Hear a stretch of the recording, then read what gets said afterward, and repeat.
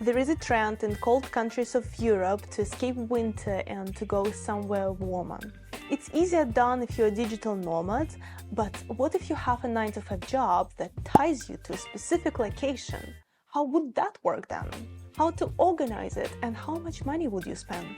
I live in the Netherlands, an awesome place to be. Great quality of life, amazing education, very safe. But there is a big but. The weather. Around November, and it lasts approximately until March, it's so gloomy and grey that you're just like, okay, shoot me now. For this reason, some people prefer to leave the Netherlands during this time, and I don't blame them. I'm actually one of them. I just got back from Southeast Asia where I spent 2 months, 2 amazing months. It's the first time in my life that I did something like this, that I escaped the cold winter, and just like you, I had a lot of questions. So let me share my experience, starting with how to prepare and organize it. The first thing I did is I started researching destinations.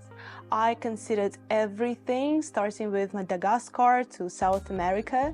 For the Dutch, one of the popular destinations is the Caribbean, but we decided to go to Indonesia and the Philippines. Actually, during our winter, it's a rainy season there, and that's a very important factor to consider. What kind of climate and weather are going to be there for when you want to go? Another important thing to keep in mind is the time zone. I personally prefer to wake up and have some time to myself, to have a quiet morning, which is possible when you're in the Philippines or Indonesia. But if you are in the Caribbean, for example, you wake up and the Netherlands has already been waiting for you, so you really need to get to work immediately. Here it's important to understand what type of rhythm works for you and what it's like in the place you want to go. So for example, in the Philippines or Indonesia, it gets light very early, and at 7 a.m. it feels like the sun is just burning. But then it gets dark early as well, so at 5 p.m. it's going to be already dark. I know that for a lot of people it's important to have a long evening and they want to have some sun during the evening, and for some people it's not that important. So what lifestyle would fit you? Your work is a big decisive factor. In the Netherlands, you're not allowed to work from the outside of the Netherlands for more than 6 months, plus there are some companies' rules. For example, some Dutch companies don't allow to work from outside of the Netherlands at all, for whatever reason. Basically, at this stage, you need to understand your company's policy regarding this and discuss with your manager about what's possible.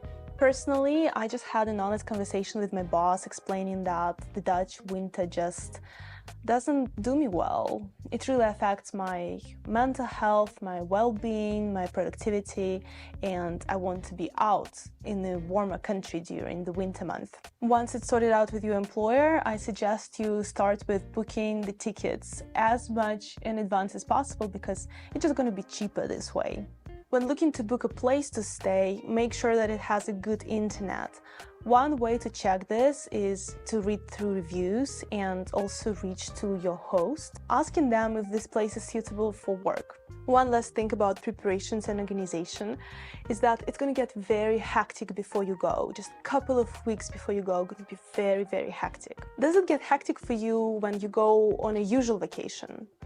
Here, multiply it by 100 or, well, maybe by 10, but it's going to get very, very stressful. You need to think about everything before you go, and 1, 2, 3 weeks before you leave, your place is going to get so messy, it's going to look like an explosion of the nuclear bomb.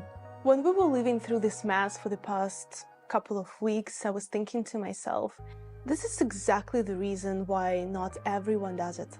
Now let's move to the part 2, which is what it's really like to work from abroad. We see all these Instagram images and videos working from a swimming pool and dreaming and living the dream life, but what it's really like to work from abroad. I want to paint a very realistic picture. I think it's important to start with understanding your why you're doing it and what are your goals, because otherwise it might lead to disappointment. Let me explain. We left the Netherlands because of the winter, and it's not like, oh, it's cold, it's just not comfortable. No, I feel the winter in every cell of my body. I'm literally getting depressed. I lose my usual drive, I'm not as jubilant and radiant anymore, I'm not as productive, so it really messes up with my mental health. I'm fine with working, no problem at all, but I just want to be somewhere where the sun is. So for me, it was really important to have a routine that is somewhat related to being outside. So I would wake up every day, and before my day starts, I would go swim in the ocean, read, stretch, swim in the swimming pool potentially again, and then start my day. In the Netherlands, let's be honest, it's not very possible. Now I'm back. I was working yesterday from home, and whenever I finished my task, I would look through the window, hoping to go for a walk, and I saw it was just raining, and it was so grey. So you end up being stuck at your place for the whole day, not seeing the sun and not even going outside. This is really not good for me and for my mental health. In the Philippines, I had a completely different routine, and even if I had to stay a little bit longer in the evening to compensate for the time difference, it really wasn't an issue for me. And that's something that you should also probably have in mind, that if you go to a remote location where the time difference is huge, maybe you should be prepared to be a little bit flexible. I digressed a little bit, but coming back to the goals, why it's important to set goals at the beginning. Because there is a flip side to this whole story, which is you're coming to a new location, imagine you're excited, you've never been here, and you want to check it out, you want to see what it has to offer, but you end up being locked at your hotel or at wherever you're staying for 8 hours a day. You'll basically have only weekends to explore, which is, by the way, super fun to spend the weekend on an island, completely in nature, versus, for example, how we do it in the Netherlands is just we go out for a party or go to the gym.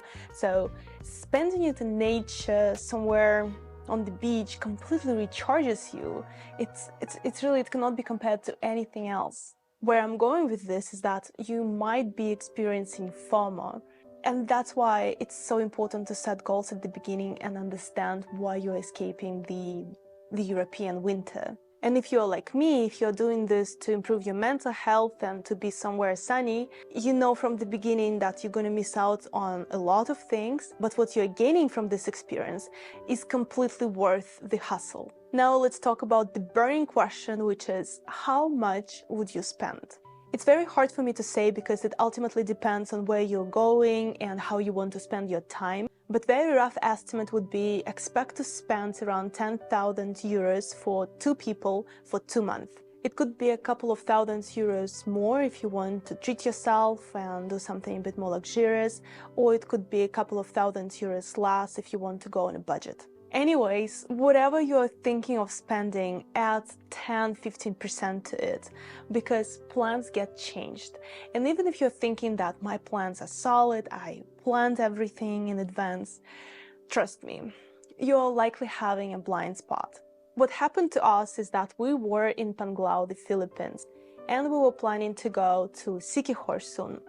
And the host cancelled on us because of the recent storm, and the storm damaged some roof or something like that, and basically he could not host us anymore. So we had to cancel our tickets, buy new tickets, and book a new place. Everything very last minute. So I strongly suggest mentally and financially prepare yourself for situations like this, and don't treat them as, oh Jesus, it's a disaster, what I'm gonna do, but more like, oh yeah, that's part of the deal. It just comes as a package. 2 more tips. Before leaving on your vacation, check with your landlord if you can sublet your current place, because it's going to save you a lot of money. And tip number 2 is often on platforms such as Airbnb, you get a discount for a long stay. So if money is an issue, perhaps consider staying in one place for 3 to 5 weeks instead of splitting your stay between several places. This is the first video of this nature, so let me know if this is interesting or if you have any questions. I will be making more videos about my travels where I will share the mistakes I've made, what went really well, and some beautiful locations that you might consider for your next trip. So hit that notification button, subscribe to my channel, and I will see you in the next video. Bye!